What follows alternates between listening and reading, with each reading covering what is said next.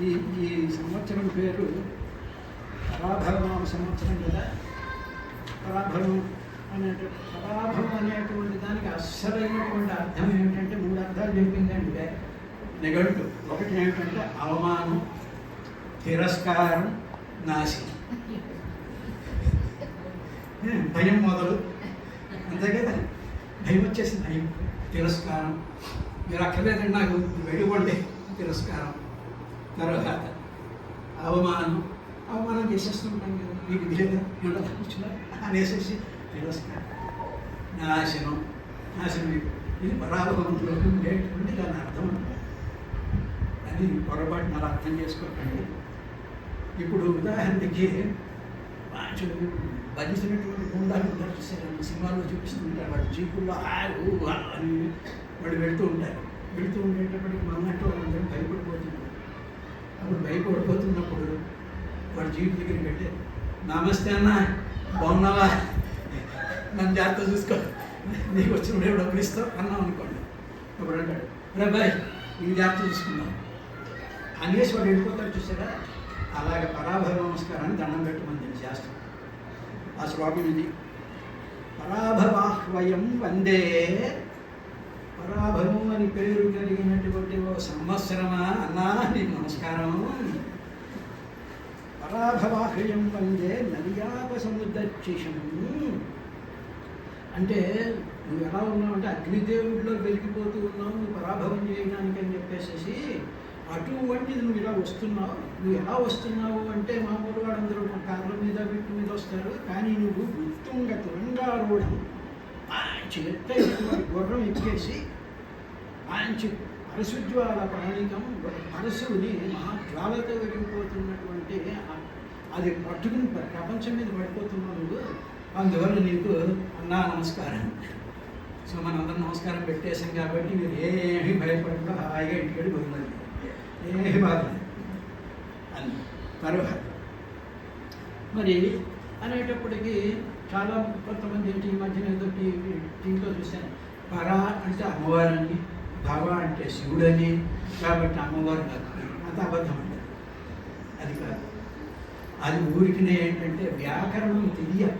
ఏదైనా సరే ఒక పదానికి మనం అర్థం ఇస్తున్నాము అంటే వ్యాకరణం తెలియాలి. లక్షణగ్రంథంలో ఉండేటువంటి విషయం తెలిస్తేనే తప్ప మనం దానికి వ్యాఖ్యానం చేయడం.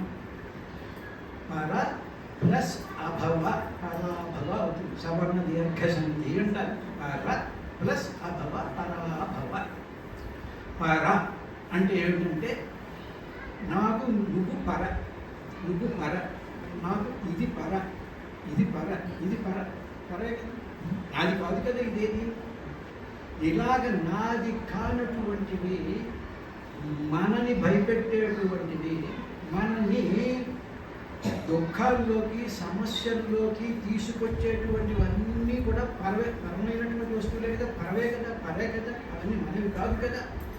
అటువంటి వాటిని అన్నింటినీ నాశనం చేసేటువంటి సంవత్సరం ఇది. అభవ అంటే లేకుండా చేస్తుంది కదా. ఇప్పుడు భయపడి తెలిసిందా. పర అంటే మనకు వచ్చేటువంటి తలనొప్పి దగ్గర నుంచి, రోగాల దగ్గర నుంచి, మనకు వచ్చేటువంటి సమస్యల దగ్గర నుంచి, చింతల దగ్గర నుంచి, ఇవన్నీ పర, ఇవన్నీ మనకు కావు. ఇవి వాటిని అన్నిటినీ కూడా అభవ. భవ అంటే పుట్టుక, అభవ అంటే పుట్టుక లేకుండా సర్వనాశనం చేసి పారేసేటువంటి సంవత్సరం ఇది. మహత్తరమైనటువంటి సంవత్సరం పరాభవ సంవత్సరం అంటేను. కాబట్టి ఇటువంటి పరాభవ సంవత్సరానికి పరాభవాహ్యం వందే నర్యాపసముదర్చిషం ఉత్తంగ తురంగమారూఢం పరశూజ్వలపాలికం.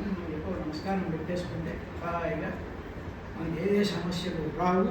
దీంతో ఆ గొడవ అక్కడికి మనకి ఉంది.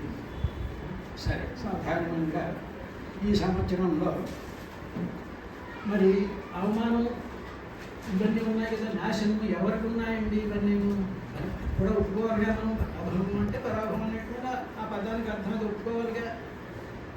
అది ఎవరిని అవమానం చేస్తాయి, ఎవరిని తిరస్కారం చేస్తాయంటే మనం ఓడితే తిరస్కారం చేస్తాం. ఎవరిని చేస్తాయంటే శాస్త్రం చెప్పింది, పార్థివేయ మండలీకేశ్చ సామంతే దండనాయకే పీడ్యంతే ప్రజాః సర్వేషు దాతాశ్చ పరాభవం అని. అంటే ఏంటన్నమాట, పార్థివ మన పరిపాలించేటువంటి వాడు ఉన్నారు చూసారా, రాజులు అంటే మనం అనుకున్నట్టు చెప్పక్కర్లేదు కానీ మండలిష్ట మండలాలు అంటే మండలాలు ఉండేటువంటి వాళ్ళు రకరకాలుగా ఉంటారు చూసారా వాళ్ళు సామంత వాళ్ళని కాకపట్టు వాళ్ళకి అన్ని కూడా సమర్పించేటువంటి సామంతులు ఉంటారు చూసారా భజన కోరు వాళ్ళు దండనాయకే మామూలుగా చెప్పాలంటే పోలీసు నేరుగా పోలీస్ ఆఫీసర్స్ దండనాయక్ వాళ్ళకి పీడ్యంతే వే ప్రజా వాళ్ళు పీడిస్తారు అందువల్ల అటువంటి వాళ్ళకి అలాగ చేసేటువంటి వాళ్ళకి పరాభవం చేస్తుంది మనకు కాదు. Are you happy? So we are all happy. ఎందుకంటే మన ఎలక్షన్లో నుంచో మన మండలాధీశులు కాము మన పోలీస్ ఆఫీసర్లు కాము మనం ఎవరైనా కాము వీఆర్ ఆల్ హ్యాపీ. కాబట్టి సర్వేక్షు దాతాశ్చ పరాభవే వాళ్ళని పరాభవం చేస్తాం. సరే ఇది అయిన తర్వాత పంచాంగంలో ఏం చెప్తూ ఉంటారంటే మనకి పంచాంగంలో నవనాయకుడు అని ఉంటారు. కొన్ని పెద్దలు రాసినటువంటి పంచాంగంలో ఉపనాయకుడు అని కూడా ఉంటారు. సో మొత్తం నవనాయకులు 9 మంది నాయకులు ఉంటారు, తర్వాత ఉపనాయకులు ఉంటారు. టోటల్గా చూసినట్లయితే 14 రకాలైనటువంటి వాళ్ళు మనకి ఉంటారు. అందులో ఈసారి నవనాయకుల్లో ఎవరు రాజు అంటే గురుడు రాజు.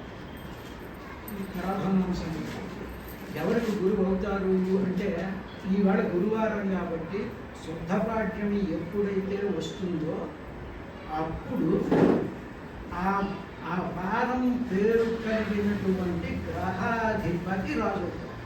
ఇవాళ గురువారం కాబట్టి గురుడు రాజన్న. తర్వాత ఇటువంటి నవనాయకుల యొక్క స్థితిని చెప్తూ శృంగేరి పీఠాధిపతి శృంగేరి మఠం నుంచి వచ్చినటువంటి ఆ పంచాంగంలో రాజా గురువు రాజైనందువల్ల అంటే గురువు రాజైనందువల్ల ద్విజులు అంటే బ్రాహ్మణులు ధర్మపరులే కర్మలు చేస్తూ ఉంటారు. రాజులు అతివేత్తలే సన్మార్గమును నడిచెదరు. ప్రజలకు సుభిక్షము ఆరోగ్యము సువృష్టి సుఖము కలుగుతుంది. రాజు గట్టివాడైతే ఈ విధంగా. మంత్రి కుజుడు. పట్టణాలు గ్రామాలు వనాలు అగ్ని చేత దహించబడిపోతూ ఉంటాయి కుజుడు వచ్చేటప్పుడు, అది ప్రాబ్లం. సేనాధిపతి చంద్రుడు. వర్షం అధికంగా కురుస్తుంది, ధరలు అధికంగా ఉంటాయి. తర్వాత ప్రజలు ఆరోగ్యంగా సుఖంగా ఉంటారు, గోవులు బాగా పాలిస్తాయి. సస్యాధిపతి గురువు. మళ్ళీ ఆ గురువు గారే ఆ గురుడే మళ్ళీ సస్యాధిపతి అంటే పంటలు వృద్ధి చేసేటువంటి వాడు. ఎవరు గోధుమలు శనగలు బాగా ఫలిస్తాయి. తర్వాత పచ్చని నేల బాగుగా ఉంటుంది. ధాన్యాధిపతి బుధుడు. మేఘాలు వాయువు చేత పీడింపబడి వర్షాలు స్వల్పంగా కురుస్తాయి. సస్యము మధ్యముగా ఉంటుంది. అడవి ఎక్స్ట్రీమ్గా పంటలు ఉండవు, సస్యాలు మామూలుగా మధ్యస్థంగా ఉంటాయి. తర్వాత రాజకీయ నాయకులకు భీతి కలుగుతుంది. అది ఒకటే కావాలి, వాడు కాస్త భయపడి చేస్తే